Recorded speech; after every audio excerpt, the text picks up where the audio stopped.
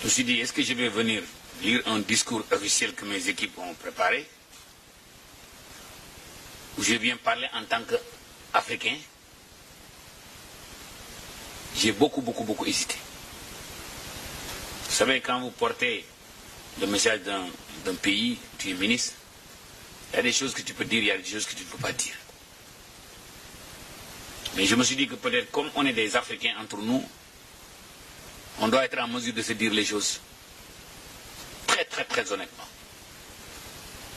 L'ARA existe depuis 2013, n'est-ce pas? La situation que traversent nos pays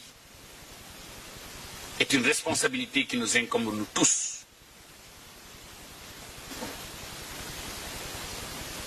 Dépendre de l'aide pour nourrir nos populations est un signe de faillite. Et je suis très désolé de le dire. Je vais lire le discours. Mais c'est très décevant ce que nous vivons en Afrique de l'Ouest. Je suis sûr que ces gens de réunion, vous en avez des dizaines. Et chaque année, c'est le même scénario. Ça chauffe. On va faire appel à l'AFD, aux partenaires techniques financiers. Le problème de notre problème, ce n'est pas l'argent. Notre problème, c'est l'organisation. Ce n'est pas l'argent. Moi, je viens de prendre le ministère. Seulement les montants d'argent que j'ai trouvés, déjà approuvés, dépassent plus de 400 millions de dollars. 400 millions de dollars, seulement pour le Sénégal. Hein. Vous imaginez maintenant pour les 15 pays de la CEDEAO.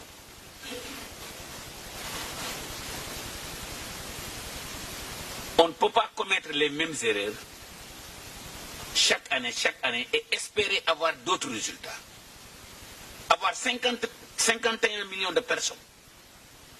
Et on me dit que en l'espace de 5 ans, le nombre est multiplié par 4. Nous devons revoir nos méthodes. Et qu'on ait la franchise de se le dire ouvertement et très franchement. Vous me permettez de parler un peu de politique. La jeunesse partout en Afrique de l'Ouest s'est prononcée. Regardez ce qui s'est passé au Sénégal. Regardez ce qui s'est passé en Guinée. Etc. Il est temps que la CEDEAO prenne ses responsabilités par rapport à ce qui se passe dans nos pays. Et qu'on prenne la responsabilité de se dire que c'est à nous de nourrir notre population. On ne peut plus continuer sur l'aide et on ne doit plus continuer sur l'aide. Je ne dis pas qu'on n'en a pas besoin. Mais qu'on sert ça comme un démarreur pour faire démarrer la machine. Regardez l'Office du Niger. Regardez la vallée du fleuve Sénégal. Le Sénégal importe 1070 milliards de francs CFA en denrées alimentaires. L'Afrique de l'Ouest, l'Afrique importe 30 milliards de dollars en denrées alimentaires. Si on ne fait rien, ça va être 120 milliards de dollars.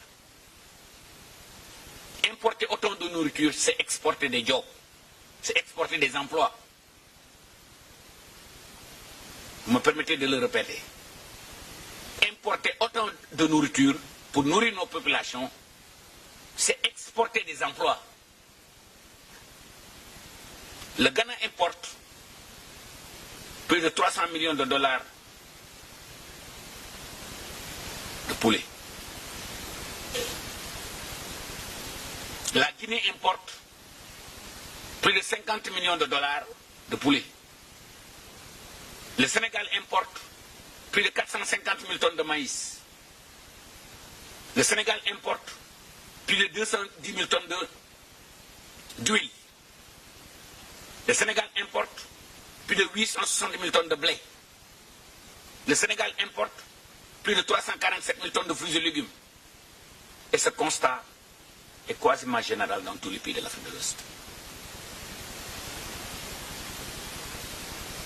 On n'a pas besoin de ces centaines de conférences qui se tiennent chaque fois, chaque année. Adressons les vrais problèmes.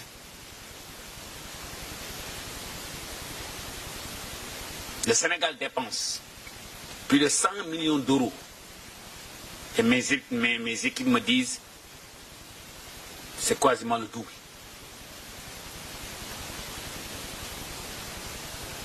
En lait en poudre. Le Mali, la même chose. La Mauritanie, quasiment la même chose. À mon humble avis, la CEDEAO doit revoir sa méthode de faire. Et qu'on ait l'objectivité de le dire entre nous. Je ne dis pas que nous n'avons pas besoin d'aide. Mais ça ne peut pas continuer.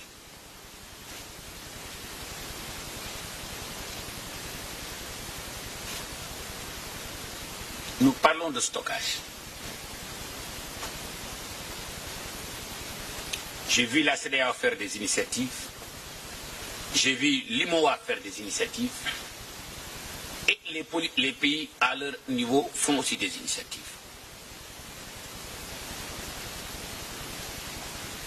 Agrégeons nos moyens.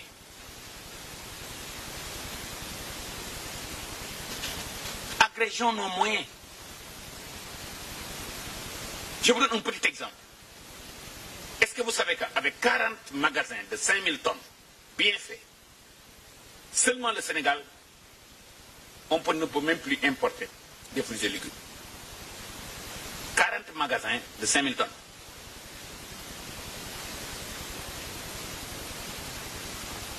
Vous imaginez si la CEDEAO vient, l'IMOA vient, le pays donne sa contribution, avec l'appui des partenaires techniques, la BOAD, la BIDC, la Banque africaine de développement, les crédits export, et on ne peut pas régler ce problème. Il y a un problème. Et j'ai l'intime conviction que c'est possible de le faire.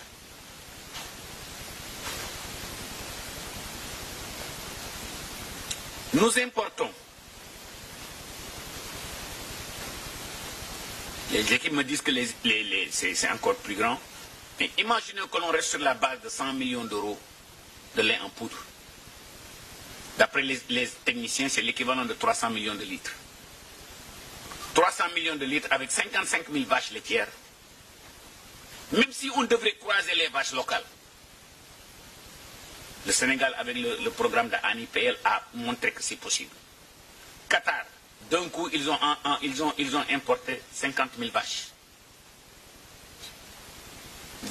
Vous imaginez les conditions désertiques. Si Qatar peut le faire, pourquoi pas nous? Et Einstein disait, on ne peut pas faire les mêmes erreurs et espérer avoir des résultats différents.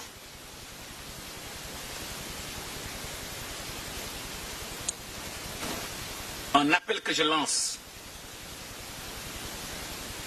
à la CEDEAO. Et ça, ce n'est pas le ministre qui parle, c'est les jeunes Africains qui parlent. Il est temps que l'on réadresse nos priorités. Et qu'on se dise que c'est seulement la CEDEAO et seulement la CEDEAO qui peut régler ces problèmes. On ne dit pas qu'on ne peut pas être aidé.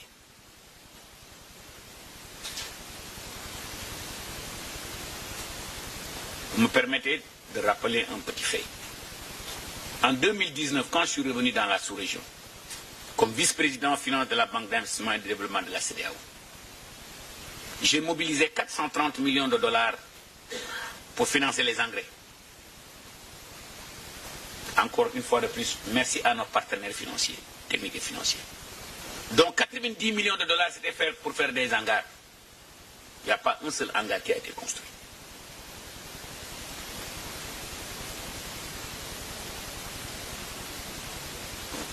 Un seul hangar qui a été construit. Nous connaissons nos contraintes. Aujourd'hui, 90% de ces traders d'engrais, peut-être ils ont des problèmes de balance sheet. Nos États, peut-être, ont des problèmes de capacité d'endettement. Mais au niveau de la CEDEAO, quand les gens ont voulu régler des problèmes avec Covid, vous avez vu, le problème a été réglé, non?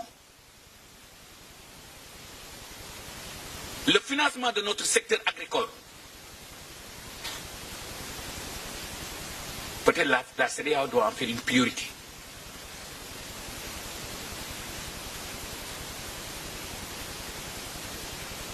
Les réformes foncières, peut-être la CEDEAO doit en faire une priorité. La diaspora est prête à investir. Vous avez vu les montants d'argent que la diaspora envoie sur l'Afrique. C'est beaucoup plus que l'aide au développement. Et tous ces leviers-là, nous sommes en mesure de les utiliser parce que ça dépend de nous. Je vous donne un petit exemple. Au Sénégal, le seul fait, si l'État pourrait dire à chaque personne qui a 1 hectare de terre et qui a fait un investissement de X, je vous donne automatiquement un bail agricole, vous allez voir, les banques vont suivre. Ça ne dépend pas de nous. Ça, on n'a pas besoin de l'AFD pour venir le faire.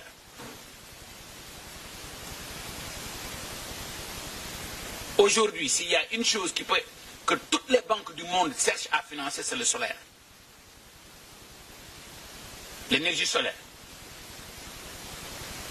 Toutes les banques cherchent à le financer. La nourriture. Des projets qui vont créer de l'emploi pour les jeunes et les femmes. C'est ce qu'on appelle dans le jargon bancaire les lignes ESG. Toutes les banques cherchent à le financer. Imaginez ensemble, les pays de la CEDEAO se disent, on veut faire 500 MW de solaire ou 1000 MW de solaire. On va électrifier ruralement. On va faire de l'électrification rurale. Chaque parcelle agricole, on va mettre du solaire. Le crédit carbone qu'on aura là-bas, on va le vendre à ces pays qui nous disent qu'ils vont nous aider. Et on prend ces... Combien de pays africains ont un fonds agricole qui marche? Très peu. Regardez le Maroc. En 20 ans, ce qu'ils ont fait. En 30 ans, ce qu'ils ont fait. Comment vous pouvez imaginer un camion qui quitte le Maroc, qui fait 3000 km et qui peut venir vendre des poivrons chez nous? Il y a un problème. Maintenant, vous me permettez. Ce n'est pas le ministre qui parle, c'est le jeune africain qui parle.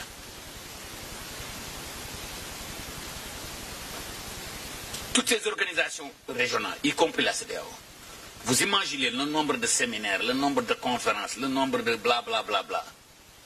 L'argent que l'on peut économiser seulement avec ces séminaires pour construire des hangars et des hangars.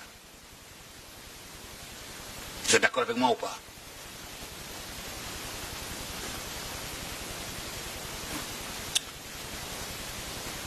Maintenant, peut-être c'était un peu surprenant de voir un ministre commencer comme ça, n'est-ce pas? N'est-ce pas?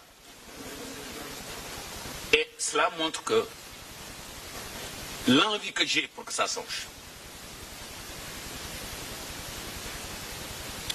Et pourquoi je n'ai pas voulu lire ce discours-là?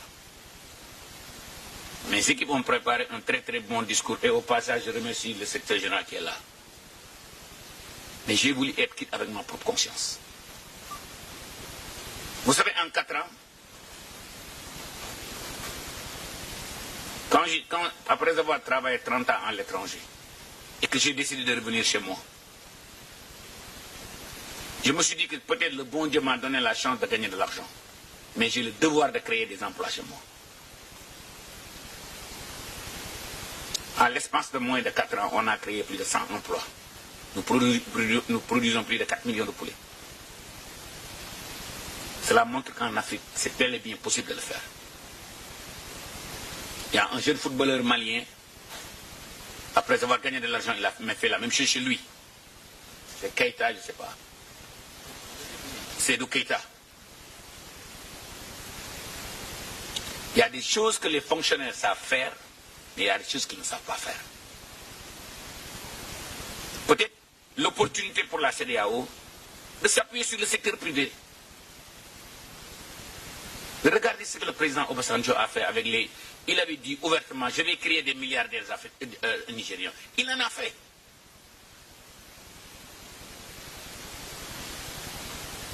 J'ai énormément de respect pour la CEDEAO.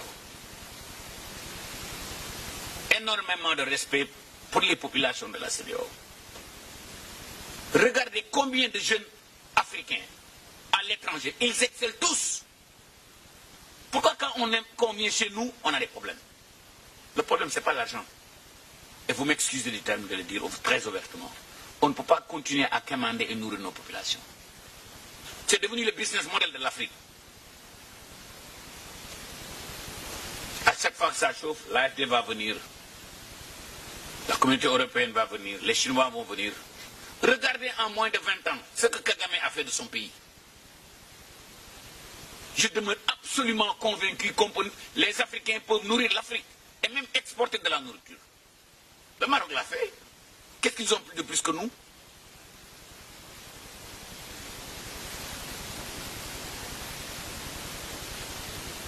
Je prends l'exemple de la Mauritanie et le Sénégal, et même le Mali. On a la chance d'avoir l'OMVS. On a la chance d'avoir le fleuve Sénégal. On a la chance d'avoir la CEDEAO. On a la chance d'avoir l'ARA. On a la chance d'avoir une banque africaine de développement, dont le président est actuellement et l'ancien ministre de l'Agriculture. On a tous les ingrédients pour que ça marche.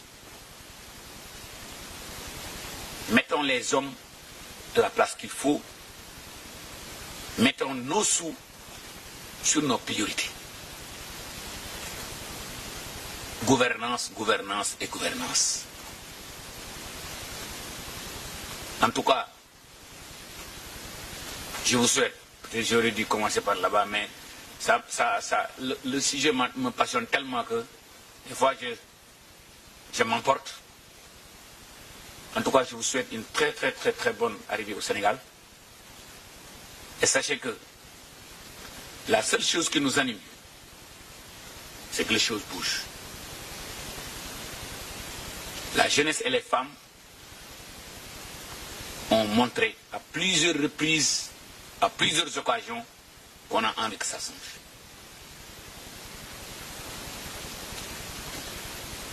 Le Sénégal, comme vous le savez, est un pays de teranga. Nous vous souhaitons un très très très bon séjour chez nous. Nous vous souhaitons aussi que cette fois-ci, que ce soit la bonne. Quand je vois nos amis européens, et tellement, des fois, le problème est tellement facile à régler, je me demande, mais c'est où le problème? Vous savez qu'aujourd'hui, pour construire un magasin de 100 francs, 100 francs, hein, si la CEDEAO apporte 5 francs,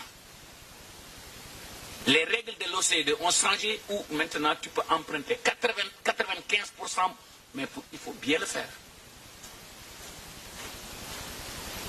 Les crédits export peuvent marcher. Avec les droits de tirage spéciaux, on peut avoir de l'argent pas cher. Mais il faut mettre tous ces sous-là dans ce que nous croyons que c'est ça qui va changer la vie de nos populations.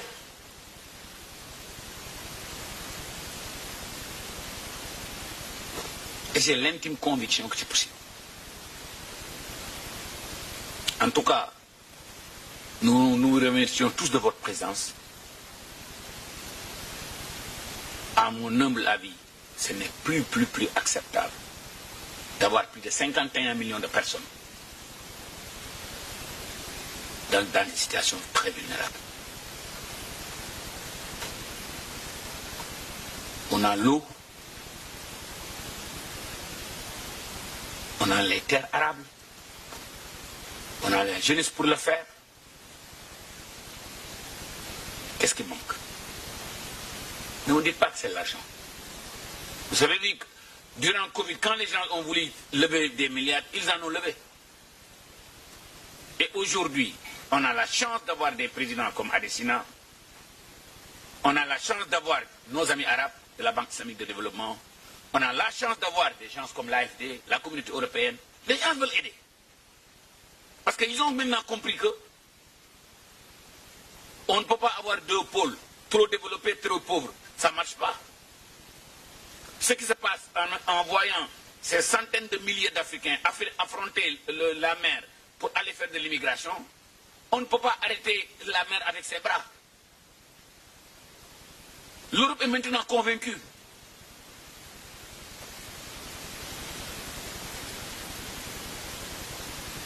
En tout cas, j'espère que j'ai été assez honnête avec vous. Maintenant, si vous voulez, je peux vous lire le discours que vous avez. Hein? Vous n'avez pas besoin de ça, je crois. Hein? Et maintenant, vous lancez, vous transmettez au président de la CEDEAO, président de l'ARA, je suis prêt à être l'ambassadeur de ce plaidoirie-là. Vous savez, vous m'excusez de le dire publiquement, vous savez, dans la vie, si tu ne cherches plus de promotion, tu peux dire les choses telles que tu les penses. Il y a une seule chose qui me préoccupe actuellement, c'est de voir une Afrique développée. C'est de voir une Afrique fière des conditions de vie de ses populations. C'est de voir une Afrique où les jeunes s'épanouissent, les femmes s'épanouissent. Regardez partout où les Africains sont dehors, ils excellent. Et aujourd'hui, l'Afrique a une chance d'avoir ce que j'appelle les Global Africans. Les gens qui ont étudié à l'étranger, vécu à l'étranger, qui ont travaillé à l'étranger, et qui ramènent de plus en plus un peu de sous à l'étranger. Et avec ces gens-là, et aussi avec des populations locales qui comprennent la dynamique locale. Qu'est-ce qu'on n'a pas pour ne pas réussir? On a tout pour réussir. Gouvernance, c'est le problème.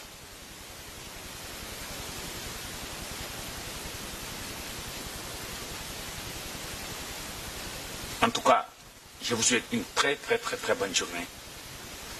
Très bonne réunion. Et sachez que le Sénégal sera et restera un partenaire de la CEDEAO et qu'on peut, on ne dit pas qu'on a les solutions, mais j'ai l'intime conviction qu'ensemble, si on est décidé, et je dis décidé avec un grand D, pas les trucs politiquement corrects là, on peut changer les choses. Je vous remercie. Merci, Monsieur le ministre.